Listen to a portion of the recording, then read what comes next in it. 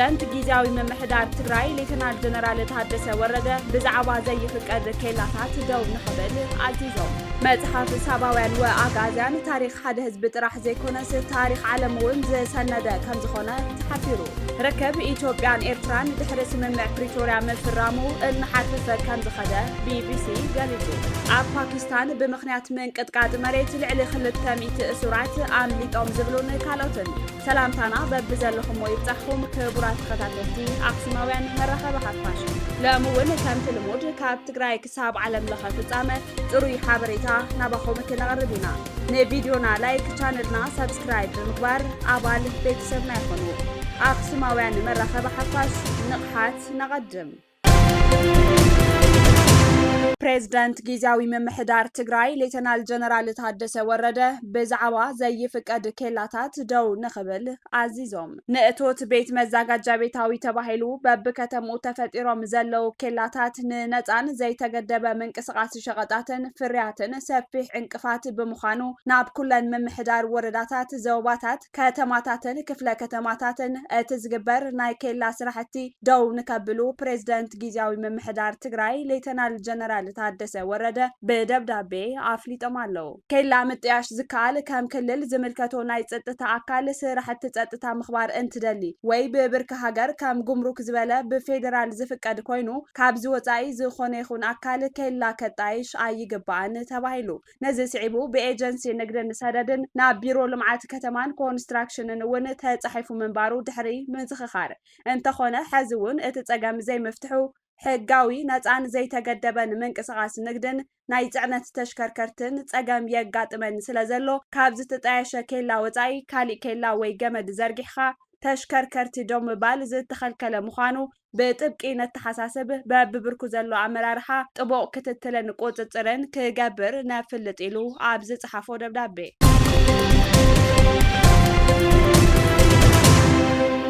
ርክብ ኢትዮጵያን ኤርትራን ድሕሪ ስምምዕ ፕሪቶርያ ምፍራሙ እናሓርፈፈ ከም ዝኸደ ቢቢሲ ገሊጹ። ኣብዚ ዝሓለፈ ልዕሊ ሓደ ሰሙን ኣብ መንጎ ኤርትራን ኢትዮጵያን ክስታትን ነቐፌታታትን ዝሓዘለ እንካን ሃባን ክስማዕ ጸኒሕሎ። እቲ ብፕሬዝዳንት ኤርትራ ኢሳያስ ኣፈወርቂ ዝተሰምዐ መግለጺ ሚኒስተር ምክልኻል ኢትዮጵያ ምላሽ ሂበናሉ ይብል ከም ሓበሬታ ቢቢሲ።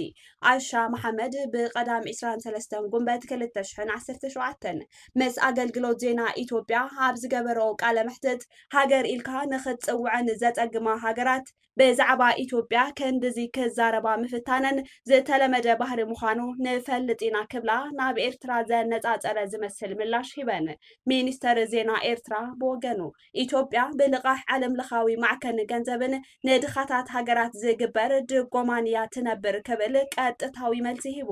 ኣብዚ እዋን እዚ ናይ ሰልፊ ብልፅግና ደገፍትን ዘለፍቲ ዝኾነ ናይ ኤርትራን ኩሉ ኤርትራዊን ኣብ ምኽፋእ ተጸሚዶም ኣለው ይብል ሚኒስተር የማነ ኣብ ኤክስ ዘውፅኦ መግለጺ። እቲ ኣብ 2018 ድሕሪ 2 ዓሰርተታት ዓመታት ናብ ንቡር ዝተመልሰ ዝምድና ኤርትራን ኢትዮጵያን ኣብ ዝሓለፈ ልዕሊ 2 ዓመታት ከንቆልቁል ከም ዝጸንሐ ይፍለጥ። እቲ ኣብ መንጎ ኣስመራን ኣዲስ ኣበባን ዝተኸፈተ ሃንደበታዊ በሪ ሰላም ንዓለም ዘገረመን ነቲ ፈለማ ቆጽሊ ኣውሊዕ ዘርጊሑ ዝተባሃለ ሓዱሽ ቀዳማይ ሚኒስተር ኢትዮጵያ ሽልማት ኖቤል ክወሃብ ዝገበረን እዩ ነይሩ።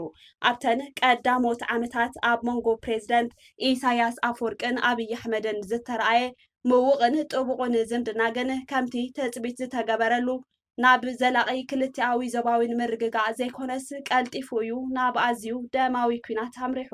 ኣብ ሕዳር 2020 ክልቲኦም መራሕቲ ብሓባር ሓይልታቶም ብምስላፍ ኣንጻር ሓይልታት ትግራይ ተዋጊኦም ብዝተፈጸመ ግፍዕታትን ምግሃስ መሰላትን ድማ ተኾኒኖም ነቲ ኩናት ደው ዘበለ ስምምዕ ፕሪቶርያ ድሕሪ ምፍራሙ ግን ዝምድንኦም ብቐጻሊ ክሕርፍፍ ተራእዩ።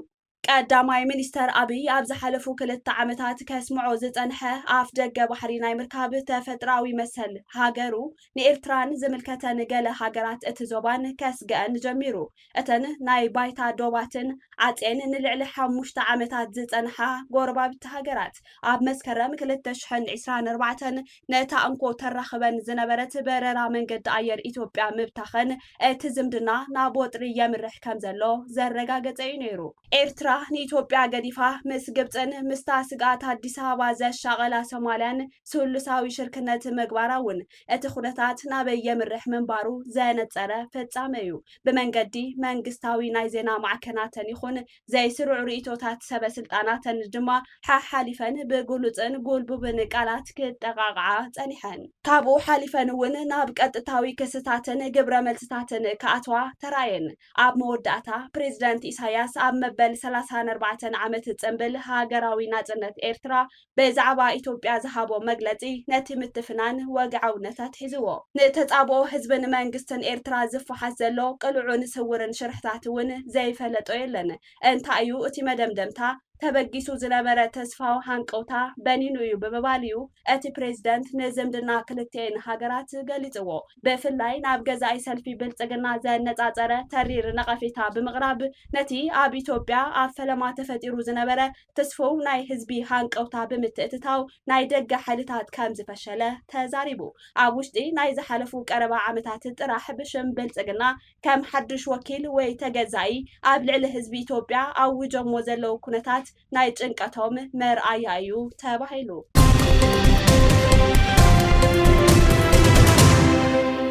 መጽሓፍ ሳባውያን ወኣጋእዝያን ታሪክ ሓደ ህዝቢ ጥራሕ ዘይኮነስ ታሪክ ዓለም እውን ዝሰነደ ከም ዝኾነት ተሓቢሩ። ኣብ ታሪክ ኣክሱማውያንን ደኣማትን ትኩረት ገይራ ብደራስን ጋዜጠኛን ዲያቆን ካሕሳይ አብርሃ ዝተጻሕፈት መጽሓፍ ሳባውያን ወኣጋእዝያን ክፋል 1 ተመሪቓላ። እታ መጽሓፍ ጉዕዞ ብራኸ ተጋሩ ብዝብል ኣብ ታሪክ ኣክሱማውያንን ደኣማትን ብፍሉይ ትኩረት ገይራ ዝተጻሕፈት እያ። መጻኢና ውሕስ ክንገብር እንተኮይና ሕሉፍ ታሪክናን መንነትናን ብዝግባእ እንተሰኒድናን እንተጽሒፍናን እዩ ኢሎም ብፁዕ ኣቡነ ዮሃንስ ከም ጸብጻብ ቴሌቪዥን ትግራይ። እታ መጽሓፍ ንኡስ ወለዶ ታሪክ ኣብ ምስራሕን ኣብ ምስናድን ዝገብሮ ዘሎ ቃልሲ እወንታዊ ምስክር ምዃኑ ገሊጾም። ኣብቲ መድረክ ስለ ስርዓት ምረቓ ዝተረኸቡ ሓላፊ ቢሮ ባህልን ቱሪዝምን ትግራይ ዶክተር ኣጽብሃ ገረዚሄር ሎሚ እንጽሕፎም መጽሓፍቲ ሓድግታት መጻኢና እዮም ኢሎም ታሪክና ብዝግባእ ዘይምስናድ ውርደትን ድሕረትን ካብ ምዃኑ ብተወሳኺ ታሪክ ወለዶ ምህሳስ እዩ ክብሉ ተዛሪቦም።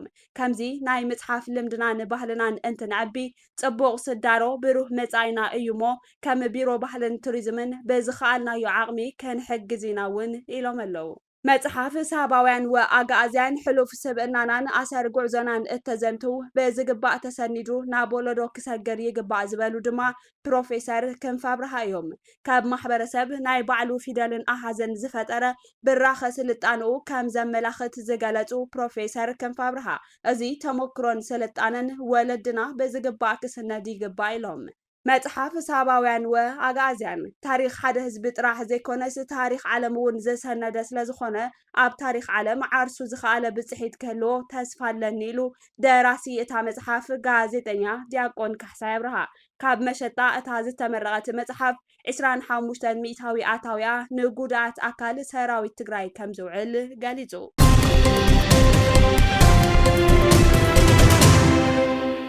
ኣብ ፓኪስታን ብምኽንያት ምንቅጥቃጥ መሬት ልዕሊ 200 እሱራት ኣምሊጦም። ኣብ ፓኪስታን ድሕሪ ዘጋጠመ ቅልል ዝበለ ምንቅጥቃጥ መሬት እቶም 216 እሱራት ንድሕንነቶም ክበሃል ካብ ክፍሎም ክወፁ ከም ዝተገበረን ነዚ ስዒቡ ድማ እቶም እሱራት ከምልጡ ከም ዝኽኣሉ ሰብ መዚ እቲ ሃገር ኣፍሊጦም።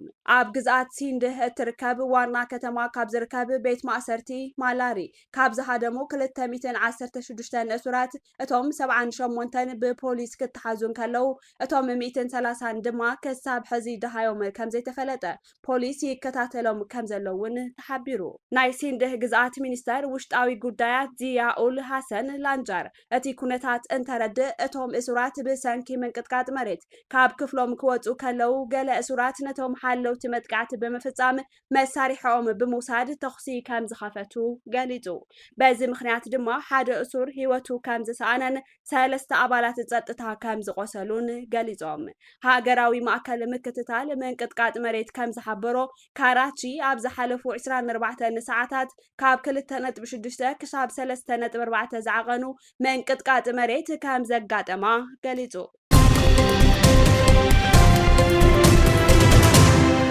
ኣብ ፕሬዝዳንታዊ መረፃ ደቡብ ኮርያ ኣባል ሰልፊ ዲሞክራቲክ ዝኾነ ሊጄ ሚዮንግ ተዓዊቱ ከካይድ ኣብ ዝቐነየ ፕሬዝዳንታዊ መረፃ ደቡብ ኮርያ ሕፁይ ሰልፊ ዲሞክራት ሊጄ ሚዮንግ ተዓዊቱሎ ጠቕላላ ካብ ዝተውሃበ ድምፂ 95 ሚእታዊ ብምርካብ ካብ ዲሞክራቲክ ሰልፊ ሊጄ ሚዮንግ 48.86 ሚእታዊ ድምፂ ብምርካብ ከም ዝተዓወተን ንመወዳድርቱ ሕፁይ ኪም ሙን ሱ ካብ ሰልፊ ፒፕልስ ፓወር ረቲዑ 41.98 ሚእታዊ ድምፂ ብምርካብ ስልጣን ሒዙ ነበር ፕሬዝዳንት ዩን ሱክ ዮል ከም ኣቆፃፅራ ኣውሮፓውያን ክሳብ 2027 ከገልግል እኳ እንተነበረ እቲ ሃገር ኣብ ትሕቲ ወተሃደራዊ ምሕደራ ክትኣትው ድሕሪ ምውሳኖም ግን ኣብ ዝሓለፈ ታሕሳስ ካብ ስልጣኖም ተኣልዮም እዮም ዩን ሱክ ዮል ን6 ሰዓታት ኣብ ትሕቲ ወተሃደራዊ ምሕደራ ድሕሪ ምእታው እቲ ሃገር ንዝሓለፉ 6 ኣዋርሕ ካብ ምርግጋእ ርሒቓ እያ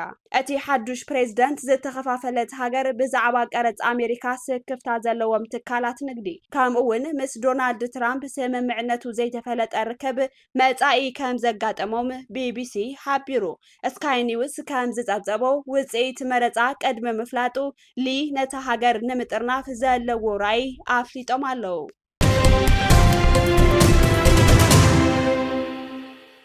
ክቡራት ተኸታተልቲ ኣክሱማውያን መራኸቢ ሓፋሽ ናይ ሎሚ ዕለት 27 ወርሒ 9 2017 ዓ.ም መድላዋት ዜና ኣክሱማውያን እዞም ክትከታተልዎም ዝፀናሕኩም ይመስሉ ነይሮም መዝተረፉ መድላዋት ኣክሱማውያን ቴሌቪዥን ሰናይ ጻንሒት